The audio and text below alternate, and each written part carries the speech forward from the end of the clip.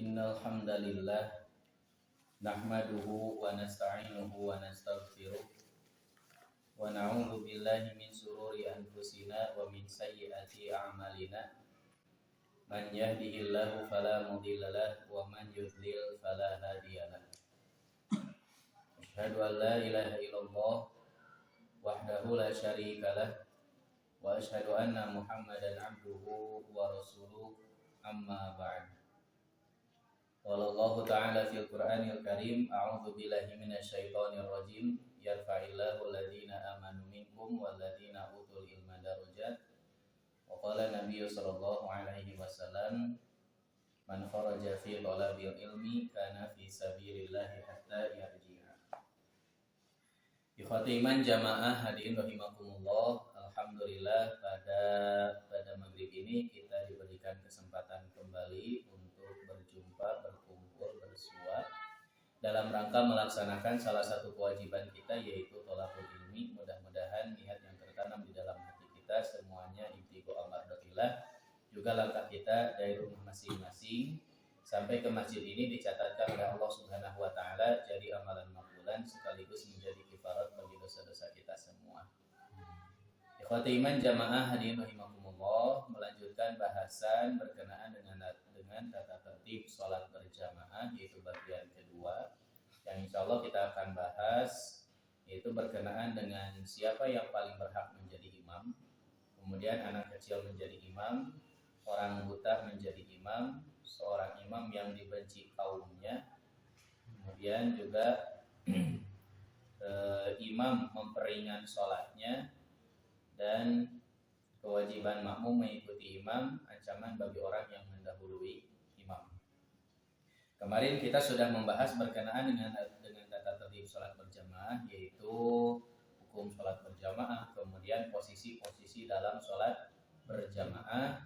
Itu merupakan hal yang sangat penting karena itu merupakan salah satu syarat itu di dalam sholat berjamaah. Ketika syaratnya terpenuhi, maka berjamaahnya menjadi sempurna dan kita bisa mendapatkan 27 derajat, itu dengan nilai yang begitu besar. Tapi kalau hanya dengan asal berjamaah saja, ada imam ada makmum tapi tidak memenuhi syarat, maka 27 itu belum tentu kita dapatkan. Kita lanjutkan. Kemudian di dalam tata tertib sholat berjamaah tentunya ada yang harus diperhatikan, yaitu khususnya dalam memilih seorang imam sholat. Nah, siapa yang paling berhak menjadi imam? Rasulullah Shallallahu Alaihi Wasallam telah menyampaikan ada kekhususan untuk seorang imam itu tidak asal imam saja gitu, atau hanya dengan bermodalkan semangat, komodoi hanya dengan bermodalkan status DKM. Jadi tidak ada syarat yang menjadi syarat Rasul itu status DKM gitu kan. Guru DKM menjadi imam, belum tentu. Ketika DKM tidak memenuhi syarat sesuai dengan apa yang Rasul anjurkan, berarti bukan termasuk syarat yang layak untuk menjadi imam. Nah, di dalam hadis riwayat Muslim, Rasulullah SAW menyampaikan, hadisnya diterima dari Sa'id Al-Khudri. Ia berkata, Rasulullah bersabda, "Idza kanu talatatan falyaummahum ahaduhum." Apabila kalian ada 3 orang, maka jadikanlah imam dari 3 orang itu salah satu di antara kalian. Wa ahaqquhum bil imamati aqra'uhum, dan yang paling berhak untuk menjadi imam itu yaitu yang paling menguasai Al-Qur'an.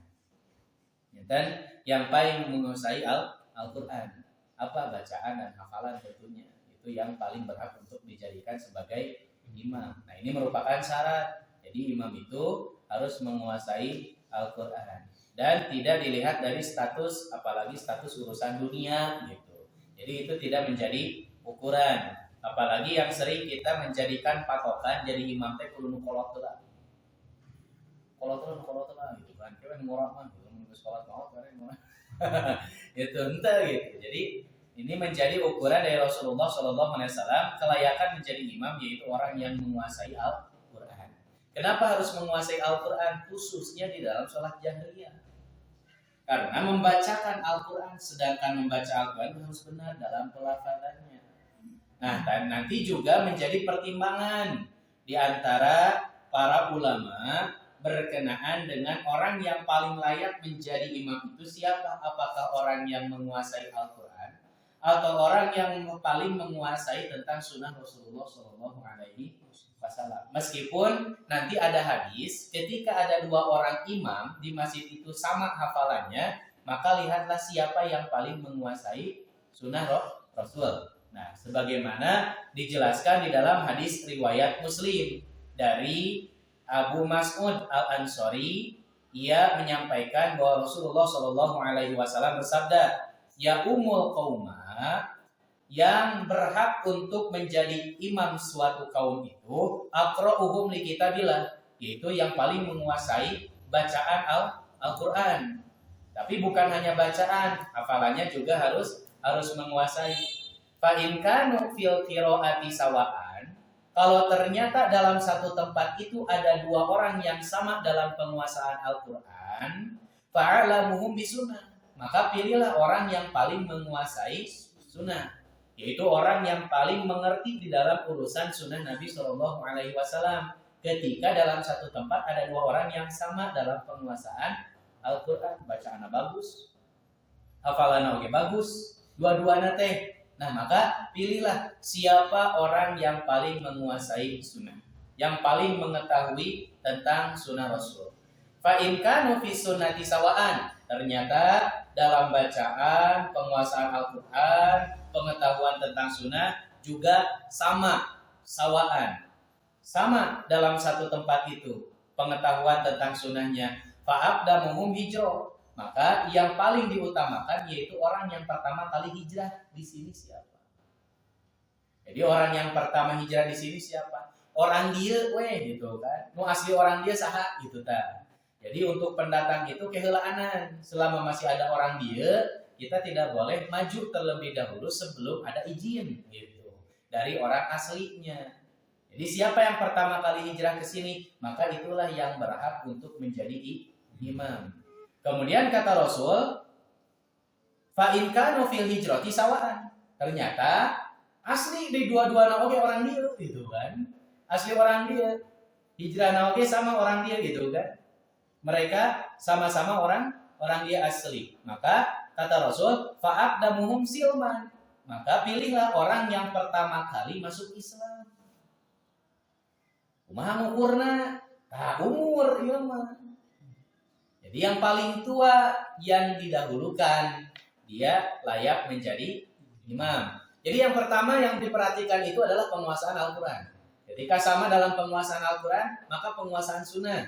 Ketika sama dalam penguasaan sunnah, maka lihatlah siapa yang pertama kali hijrah.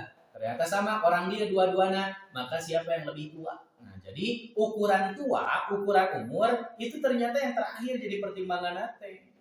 Bukan pertama gitu. Ada di urang mah gitu kan, kalau terlalu gitu. Apalagi dengan status DKM itu disebut-sebut acan status DKM mah gitu kan di dalam hadisnya sebagai pengurus masjid disebut. Tapi ini merupakan syarat. Nah, di kalangan umat Islam itu menjadi pertanyaan besar. Apakah yang menjadi imam itu hanya orang yang menguasai Al-Quran saja? Ternyata tidak. Jadi kalau hanya bermodalkan Al-Quran hukum itu belum tentu layak menjadi imam oke. Minimal, paham dalam fikih sholat gitu. Jadi kalau hanya penguasaan Al-Quran hukum tapi fikih sholat nanti benar, tidak layak menjadi imam. Karena memimpin dalam urusan ibadah sholat wajib gitu. Maka penguasaan itu yang menjadi ukuran penting dalam kaifiyat sholat. Makanya ketika ada dua orang, hari dia mah hiji alus bacaana. Penguasaan Al-Quran oke, lebih mumpuni, hafalannya banyak. Bacaana bagus gitu. Tapi dalam pemahaman fikih sholatnya kurang, pas sholat salah gitu ta. Kemudian hari anu hiji deui mah bacaana biasa, tapi dalam pemahaman sunnahna fikih sholatnya bagus. Nah, ketika datang kejadian seperti itu, mana yang harus didahulukan? Kan itu ya makuran mukul bakalna, tapi bikin sholatna daya gitu, sholatna salah. Hari nu hiji deui mah pikir sholatnya bagus, tapi bacaannya biasa. Nah, pertanyaannya, ketika seseorang melaksanakan sholat, dacan tiasa maca Quran, Pak, ngan apal teh Al-Fatihah jeung alif lam sungkul atau palak binas gitu kan. Dipakai di dalam sholat, sholatnya sah. Masih sah. Tapi kalau kaifiat sudah salah, gitu, itu yang menjadi berat. Nah, makanya ketika terjadi di dalam satu tempat ada orang yang hanya berbekalkan hafalan saja tapi kaifiat salah, maka mana yang harus diutamakan? Yaitu orang yang lebih mengetahui sunnah, gitu. Tapi kalau orang itu hafalannya bagus, bacaannya bagus, sunnahnya bagus, oh tentu itu menjadi utama, harus didahului, gitu. Nah, ketika kita mendapatkan masalah seperti itu, jadi tetap yang menjadi ukuran bukan hanya hafalan dan bacaan saja menjadi bekal sebagai imam sholat, tapi fikih sholatnya pun minimal dia harus mengetahui atau menguasai fikih sholatnya, gitu. Karena dalam prakteknya itu menjadi ukuran, dan rukun sholat itu harus menjadi patokan yang paling diperhatikan, karena itu menjadi syarat diterimanya sholat. Kalau kaifiatna salah, tidak akan diterima, gitu. Kan Fudail bin Iyad mengingatkan sekarang kita melaksanakan ibadah kholison, ikhlas, walam yakun shawaban, tapi prakteknya salah, tidak sesuai, lam yuqbal, maka amalan itu tidak akan diterima. Sekarang shawaban, sesuai, walam yakun kholison, tapi ibadahnya terpaksa, lam yuqbal, tidak akan diterima. Maka menjadi syarat, kedua syarat ini menjadi hal yang harus kita penuhi agar ibadah kita diterima, yaitu ibadah itu hatta yakuna kholison wa shawaban, sampai ikhlas dan sesuai dalam prakteknya. Maka ibadah itu bisa diterima oleh Allah Subhanahu wa taala. Nah, itu. Jadi yang menjadi perhatian bagi kita bahwa yang layak menjadi imam itu bukan karena status urusan dunia, tapi sesuai dengan syarat Rasulullah SAW. Yang paling berhak untuk menjadi imam yaitu orang yang menguasai Al-Quran, baik itu bacaan, begitupun hafalannya. Kenapa bacaan menjadi ukuran? Karena ketika dijahar itu dibacakan Al-Quran jangan sampai terdengar salah gitu bacaan. Karena yang sudah kita ketahui, Al-Quran itu begitu apik bahasana teh. Kalau satu saja huruf yang salah, maka berubah maknanya, gitu, menjadi salah juga. Nah, inilah menjadi perhatian bagi seorang imam. Makanya di sebagian masjid ada seleksi, Pak. Seleksi jadi imam. Kalau belum layak membacaan wayahna, tidak bisa jadi imam kecuali nomor gitu. Aya di hiji masjid ada eta, nu qomat eta, imam eta. Makmum noge eta mah kumaha deui da aya pilihan. Gitu. Kemudian yang selanjutnya yaitu anak kecil menjadi imam. Bolehkah anak kecil menjadi imam? Ternyata boleh. Silakan. Makanya usia itu tidak menjadi ukuran, Pak. Harus menjadi utama henteu gitu. Nu kolot teu lah henteu gitu. Ketika ada anak kecil yang menguasai Al-Quran, maka dia boleh untuk dijadikan sebagai imam. Malah menjadi satu hal yang perlu diperhatikan, kaderisasi pelanjut pengurus masjid, Pak. Begitu. Jadi kalau tidak ada kesempatan, diberikan ruang waktu untuk anak-anak muda, mungkin mau ada tanggung jawab, Pak. Mau ada rasa tanggung jawab di masjid teh. Nah, dan tidak diberikan ruang kolot naoge. Dan dianggap satu hal yang daletiknya gitu, atau dianggap tidak penting padahal tidak boleh. Dan terkadang di kita juga yang berbeda-beda jalmi-jalmi teh. Ketika ada anak muda karek diajar gitu, ente sarua kolot teh gitu kan, atuh gitu tah, aya nyareng gitu. Padahal ketika anak-anak itu belajar, kalaupun ada yang memang salah, boleh kita ingatkan. Tapi cara mengingatkannya yaitu untuk membangun bukan menjatuhkan. Sehingga dia tidak kapok ketika kembali lagi di masjid, nyaman-nyaman gitu. Dan itu bisa menjadi perbaikan untuk dirinya. Tapi terkadang kan di sebagian masjid itu kolote gitu kan. Sampai anak-anak itu kapok untuk datang dari ke masjid. Nah, mungkin caranya untuk mengingatkan salah gitu. Bukan membangun, salah menjatuhkan. Atau bisa jadi tidak, di sebagian umat muslim ada juga yang merasa tidak mau kalah gitu. Pamorna gitu. Ketika sian eleh pamorna eta mah urusan eta mah sulit gitu dah. Hese gitu. Susah eta mah. Nah, coba kita lihat di dalam hadis riwayat Ahmad, Amr bin Salamah, seorang anak kecil yang ketika waktu itu Rasulullah SAW pernah memberikan amanah kepada para sahabat yang di tempat ini. Jadi menganjurkan bahwa orang yang layak menjadi imam itu adalah aktarukun Qur'anan, yang paling banyak hafalan Qur'annya. Panadoru, kata Amr bin Salamah, maka para sahabat yang ada pada waktu itu melihat kepadaku. Wa ana la'alahi wa in atimin. Seolah-olah aku itu memiliki keutamaan yang begitu besar, yaitu memiliki hafalan yang banyak. Fama wajadu fihim ahadan aktaru Qur'anan ini. Tapi ternyata memang seperti itu. Di antara mereka, kata Amr bin Salamah itu, tidak ada yang paling banyak hafalannya kecuali diriku. Maka para sahabat yang lebih tua, bersikap, mereka merasa rumasa gitu. Faqaddamuni, kemudian menjadikan aku sebagai imam, wa ana gulamun, padahal aku masih kecil. Jadi boleh anak kecil menjadi imam, silahkan. Dan ini juga harus menjadi teknis untuk kita agar bisa menarik gitu kan. Menarik anak-anak muda, para remaja, agar ada pertanggungjawaban, ngerasa saya tanggung jawab gitu, ngurus masjid teh gitu kan, atau diam di masjid teh gitu. Kayak regenerasi gitu. Apalagi kalau ada anak yang baru lulus di pesantren. Jadi anak baru lulus di pesantren teh tong diantap gitu, Pak. Tong diantap karena berkembangnya keilmuan di pesantren itu belum tentu di pesantren nama berkembang. Tapi ketika di luar bisa berkembang, bahasa Simburima sanes dikembangkan. Jadi yang menjadi sebabnya saha urang gitu kan. Yang menjadi sebab nate urang langkah nate. Karena si santri mah sulit untuk mengembangkan potensi manehna sorangan kalau tidak dipersilahkan gitu. Kurang.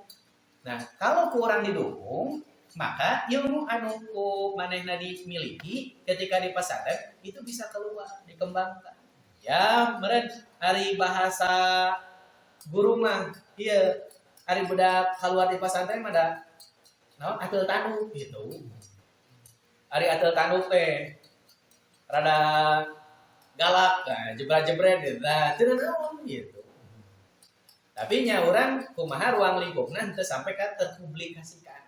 Nalika manehna menyampaikan ceramah rada keras gitu. Tapi kurang dia engke waktu membetulkanna atau mengingatkanna dengan cara ngobrol gitu kan. Dengan cara sharing gitu. Jadi seolah-olah henteu ngajatuhkeun gitu. Tapi tetap manehna semangat gitu. Nah, dah kapake gitu kan. Kan we awal-awal mah banyak kesalahan gitu kan. Banyak enaknya gitu. Dan memang awal gitu. Nanti berkembang gitu. Nah itu, jadi yang menjadi sebab ketika ada seorang anak yang lulus dari pesantren, urang akan mengembangkan. Karena sulit untuk manehna sendiri untuk mengembangkan keilmuannya. Karena kayak jalan. Ketika kita memberikan jalan, nah itulah kesempatan. Kan pernah Pak, itu tuh pesantren Lingga, kan prakteknya setiap lulus itu praktek dakwah.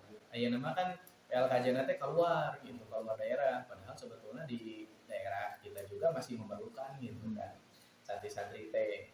Tapi ya namanya meskipun di kelas saya sabaraha 50 santri, 30 santri, anu berpotensi nama paling hiji dua. Jadi berpotensi dalam bidang dakwah 1-2. Tapi tetap kami berharap sebagai gurunya semuanya juga bisa menjadi kader gitu kan, kader ulama gitu. Jadi kader penyebar salam. Nah, dulu kan kejadian pernah di Permai teh ya. Nah, memang sebetulnya kurang tepat ketika DKI mempersilahkan praktek dakwah di khutbah Jumat. Dan udah atuh gitu kan. Minimal kajian seperti lah gitu supaya teu berat teuing, enteng gitu ta. Cara penyampaianna teu formal. Nah, kebetulan diberikan waktuna khutbah Jumat. Ya, belajar. Ka kuping banyak kesalahan. Mungkin gitu, henteu sreg gitu. Oleh sesepuh di masjid itu. Pas beres yang langsung kita menginstruksikan ka jamaah salat zuhur deui. Terus ka khutbah. Padi juhud banget benar. Aduh warna can kawi. Ayo sampai ngasih kaget tuh. Di mana? Masjid mana Om?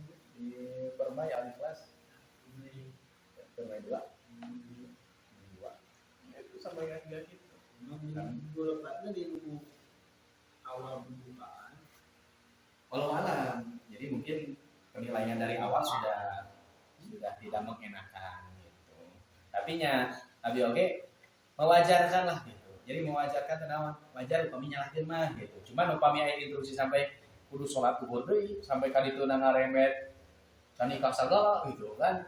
Anu Jumat gitu. Nah, itu kan sudah berlebihan. Itu sudah berlebihan. Sampai salat zuhur deui gitu. Sampai salat zuhur deui. Nah, itu yang menjadi masalah dulu teh. Nah, sampai si anak teh kan rame sampai menyebar viral. Viral. Akhirnya kan padahal ketika punya potensi kan jadi kan mental anak-anak kan bener-bener gitu kan. Mental. Ketika digitukan da aya anu kuat terus bangun deui ya susah gitu kan. Itu sampai seperti itu. Nah, maka kita gitu kan dulu pernah ada kumpulan dengan pengurus namanya teh Dewan juga dakwah gitu, dakwah memberikan himbauan kepada para pengurus masjid ketika ada santri yang belajar dijaga gitu. Maksudnya dijaga teh jangan sampai mudah untuk menyalahkan gitu, tapi dibimbing karena banyak di antara kita ketika santri belajar gitu, langsung dicarikan wae. Sehingga santri teh meron gitu. Alim deui wae gitu. Lebar gitu. Potensi-potensi. Nah, begitupun dalam hal ini. Nah, ini salah satu gambaran rumah-rumah tahfidz di Timur Tengah itu menyebarkan anak-anak yang umurnya mungkin hanya beberapa tahun gitu kan, 7 tahun, 8 tahun untuk disebarkan. Jadi di setiap masjid untuk menjadi imam, dan itu pun masjidnya masih besar, bukan masih kecil, masih besar. Tapi dijadikan imam nanti pas imam tarawih. Jadi untuk imam bisa nama Husena, nah imam tarawihnya anak-anak gitu. Dan yang menjadi syarat bukan hanya sebatas anak-anak biasa ngumpul, tapi maksudnya yaitu anak-anak yang sudah mumayyiz, tamyiz. Jadi anak-anak yang sudah bisa membedakan mana baik mana buruk gitu. Nah, itu yang sudah layak bisa dijadikan sebagai imam, minimalnya mumayyiz meskipun belum balik. Jadi sudah bisa membedakan mana baik dan mana buruk. Dari can bisa membedakan mana baik mana buruk, meskipun hafalannya banyak ya belum bisa dijadikan sebagai imam. Gitu. Nah, itu. Jadi dibolehkannya anak kecil menjadi imam, silakan ketika memang mereka menguasai Al-Quran. Apalagi ada santri-santri yang memang namanya alumni santri itu potensi bacaan hafalan minimal jadi imam heula. Jadi sesuai pengalaman pribadi ada rasa tanggung jawab ke masjidnya ketika ditunjuk jadi imam. Ya dipersilakan ruang gitu. Hari ceramahnya mah belum gitu kan. Tapi imam heula. Gitu. Ketika mereka sudah bisa bergaul jeung urang gitu kan. Ngobrol gitu, ikut kajian. Nah, di situ diberikan kesempatan untuk tampil gitu. Jadi siap untuk tampil gitu kan. Ya, ringan-ringan lah. Tapi ya untuk tahap awal memang diberikan waktu untuk jadi imam sholat gitu kan. Seperti itu.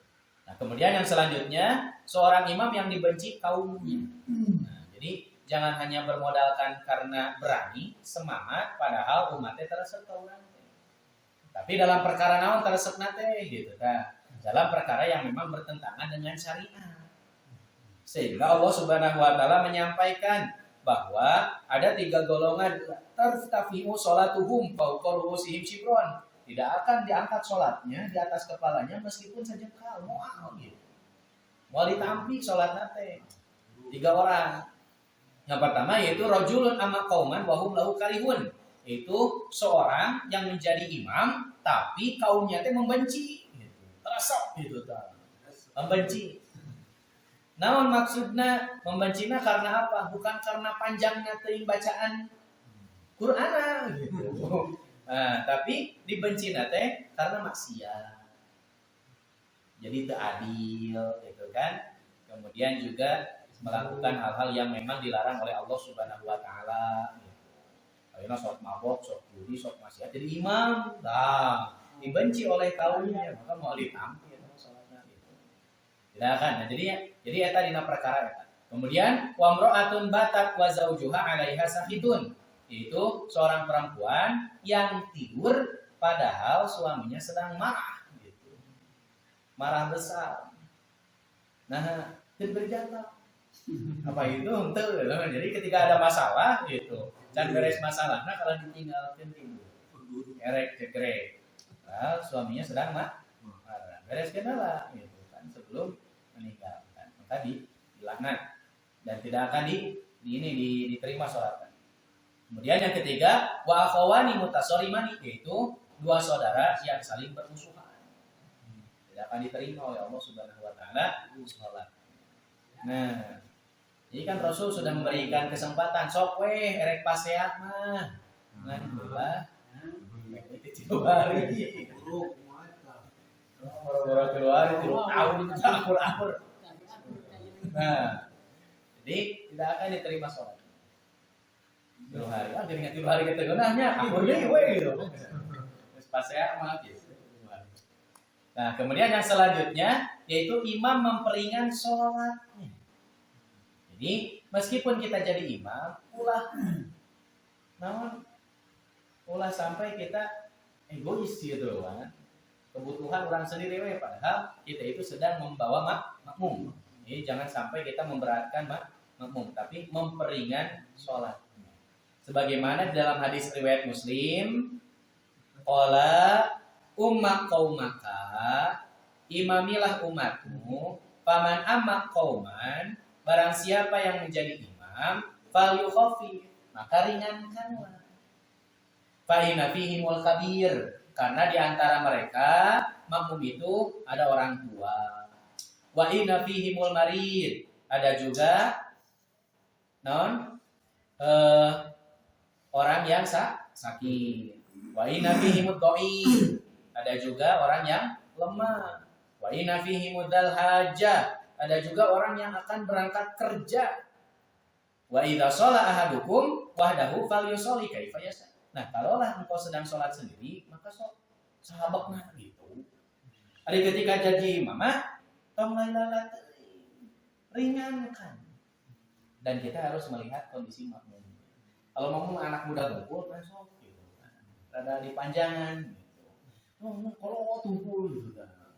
Ada imam anak muda, apalana apa gitu kan, macana panjang gitu. Jadi tidak seperti itu. Jadi untuk jadi imam itu harus memberikan keringanan. Nah, sebagaimana terjadi kepada seorang sahabat yaitu Jabir, yang ketika Mu'adz bin Jabal, yang ketika mengimami para sahabat itu sholat isya, fatawwala alaihim. Nah, sampai sholat panjang banget gitu. Aku mah panjangnya, kalau dibayangkan panjangnya sahabat, beda panjangnya jemuran gitu lah. Jadi panjangnya sahabat, panjangnya jemuran beda gitu. Nah, kemudian ada orang yang memisahkan diri ketika berjamaah, berarti saking panjangnya gitu. Ari ngan saukur 10 ayat, maka mau misahkeun sahabat oge. Da pono 10 ayat, sigana ieu mah tos panjang teuing gitu. Makanya memisahkan. Kemudian sampailah informasi itu kepada Mu'ad sendiri sebagai imam pada waktu itu. Kemudian Mu'ad mengatakan, innahu munafikun, manehna teh munafik, gitu tah. Ya ku Mu'ad teh. Lalu sampailah kepada orang yang memisahkan diri itu bahwa disebutkan munafik oleh Mu'ad, dilaporkan kepada Nabi Shallallahu Alaihi Wasallam. Kemudian Nabi memanggil Mu'ad. Lalu Rasulullah Shallallahu Alaihi Wasallam sana diapakan? Mu'adna. Kata Rasul, ya Mu'ad. Faqala lahu Nabi Shallallahu Alaihi Wasallam. Jadi Nabi nyarios ka Mu'ad, aturidu an takuna fattanan. Apakah engkau akan menjadikan fitnah? Menjadikan fitnah. Nah maksudnya, jadi lamun panjang teuing bisi batur teh moal naik di salat gitu. Moal datang deui ka masjid. Nah, sabab panjang teuing imam oleh gitu. Siapa mau panjang. Nah, itu jadi fitnah eta teh gitu. Jadi jangan sampai menjadikan fitnah ketika kita jadi imam sabab panjang teuing, jadi orang-orang itu tidak mau salat deui ka masjid. Nah, kemudian Rasul memberikan solusi. Kata Rasul, ya Mu'ad, idza amamtan nasa. Apabila engkau mengimami para orang-orang, faqra, maka bacalah bisyamsi asar. Tong panjang teuing. Wa duhaha aduha. Gitu. Wasabihi isma rabbikal a'la al-a'la. Wal lail idza yaghsha al-lail. Waqra bismi rabbika, dan bacalah surat Al-Alaq. Pondok gitu. Asam, aduha, Al-Alaq, Al-Lail, gitu. Al-Alaq. Pondok. Pondok atuh eta mah. Asam, pondok atuh asam atuh panjang. Nah, kalau Isya nya urang teh rada meningkat atuh. Ulah siga magrib teuing. Kalau magrib baru pondok. Al-Alaq enon. Kafirun, ikhlas, cukup lah gitu untuk maghrib mah. Kalau Isya rada meningkat, waktunya rada panjang. Pondok tapi asam, aduha, ala-ala. Pondok eta teh. Ala-ala. Itu pondok. Nah. Jadi itu. Jadi ketika Mu'ad membacakan surat yang panjang, memisahkan diri. Nah, ini sebutannya mufarokoh, Pak istilahnya. Jadi mufarokoh, orang yang memisahkan diri ketika sholat berjamaah dengan adanya alasan gitu. Jadi kalau panjang teuing yang panjangna tekinten-kinten lah gitu, panjangna teh gitu tuh kira-kira gitu. Geus setengah jam can ruku-ruku gitu kan. Panjang teuing gitu. Mufaroqah boleh silahkan. Apalagi ketika kita syaratnya kalau ini ketika memang orang ini ada keperluan gitu. Jadi kayak kebutuhan gitu kan. Kerja sih nama. Nah, karena panjang teuing maka memisahkan gitu. Tadi di urang mah ada panjang lagi sakumaha tuh Pak? Sabihis paling. Gitu yang sapanjangan di urang gitu. Di urang mau nyampe lebih 15 menit 4 rakaat ge. Moal 10 menit paling banter ge kalau bisa eutik gitu. Dan surat tahu ge para ranjang, para rono gitu. Surat tahu ge moal aya sigana nu mufaroqah mah moal. Aya mufaroqah mah nyateun teuing kan. Membacana ge para rono. Itu asam, pondok asam. Itu. Pondok sabar ayat asam. Itu.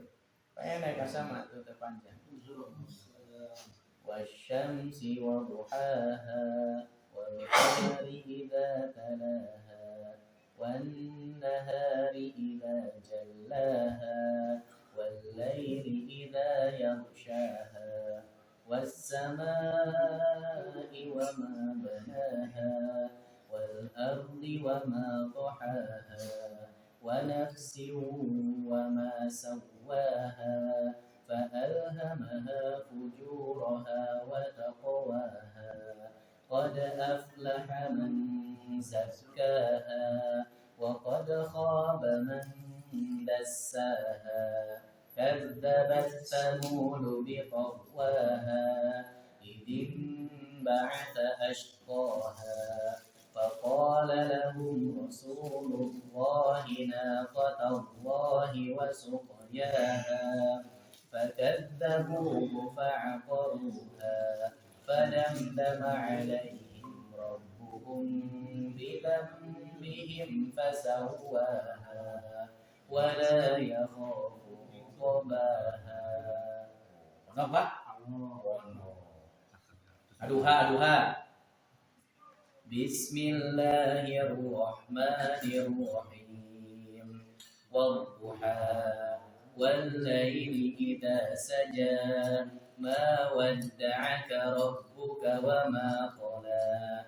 وللآخرة خير لك من الأولى ولسوف يعطيك ربك فترضى ألم يجدك يتيما فآوى ووجدك ضالا فهدى ووجدك عائلا فأغنى فأما اليتيم فلا تقهر وأما السائل فلا تنهر وأما بنعمة ربك فحدث.